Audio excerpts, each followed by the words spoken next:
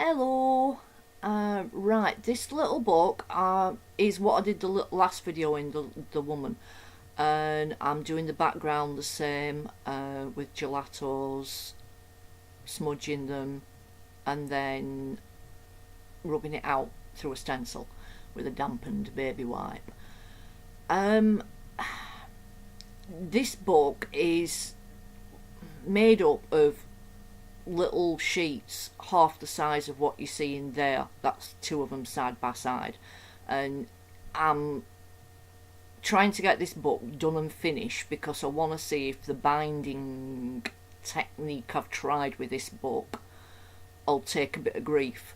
So basically I'm going like clappers because I want to finish it. I think there's only, I don't know, 8-10 pages in it. I've nearly finished them. I know you haven't seen any others, but yeah, I'm sealing it down with matte medium after spraying it with a fixative, and then I'm doing time sort of ish based. Oh, that's a bit of music. Mostly time based. Oh, and this is stitching, but that's sort of time based because it's a stitching time saves 9 ish. Come on, get away with that one, can't I? Yeah. Mick says yeah, by the way, begrudgingly. That's like a Tim Holtz little tiny clocky thing. That's a bigger clock face.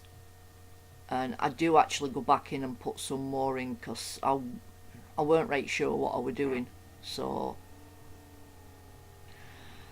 right, these clocks die cuts from very same paper, I think, just really thin paper, and this one I'm painting it the back side, so the clock's wrong way around and it's going to be placed on upside down.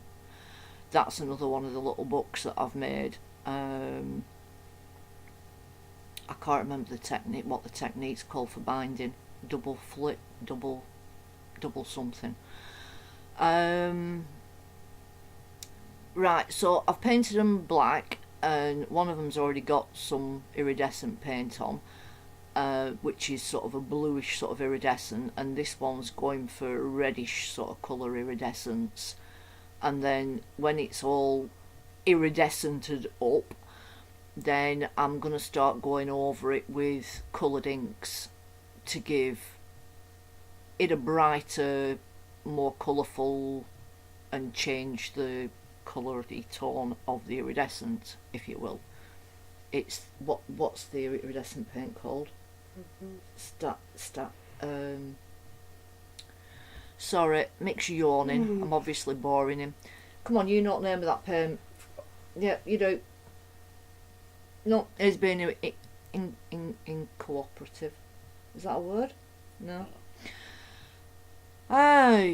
Anyway, just touching the other one up because I wanted to make it sort of a greeny blue, because they're going at opposite sides of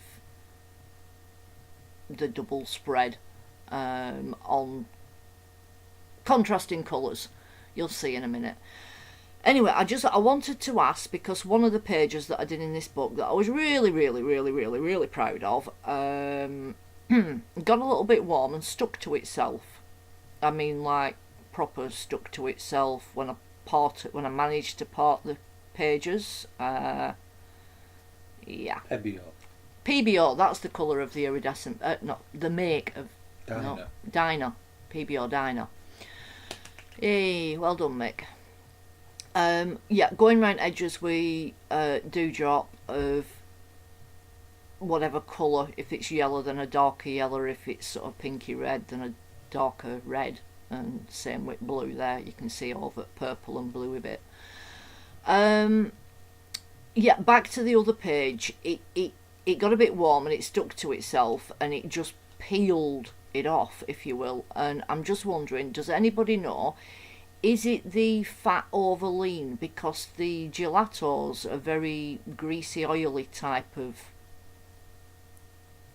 pigment stick thing, and I'm obviously pouring acrylics which are water based over the top, and I know they're a water soluble oil, but I'm just wondering if anybody else has come across it or knows how to stop it from happening.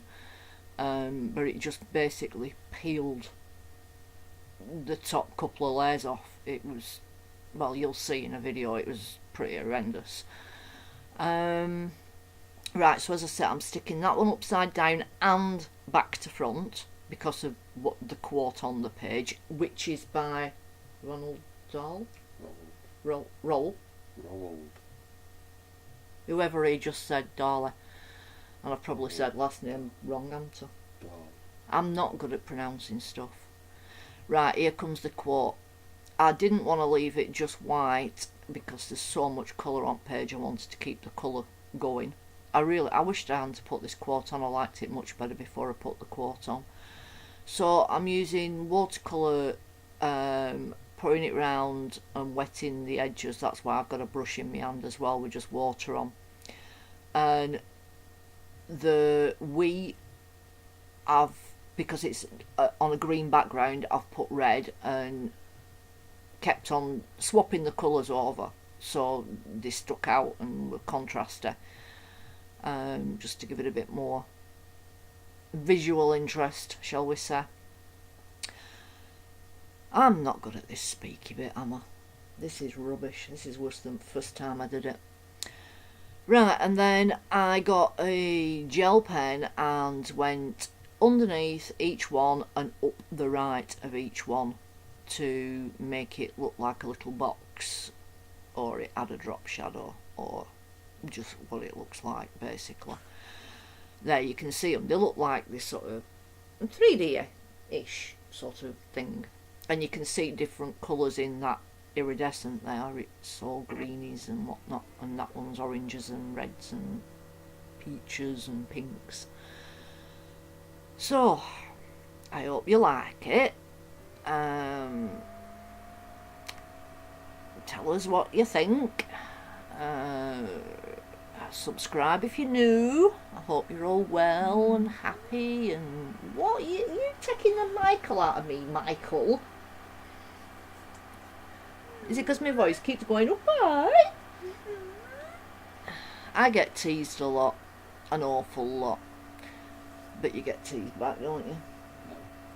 Cookie jar. Right. Yeah, as I said, hope you're really all well and getting lots of crafty arty done. Enjoying watching other people's crafty arty. Take care of yourselves and thanks for watching. Yep, I think this is the last picture, isn't it? You gonna say goodbye?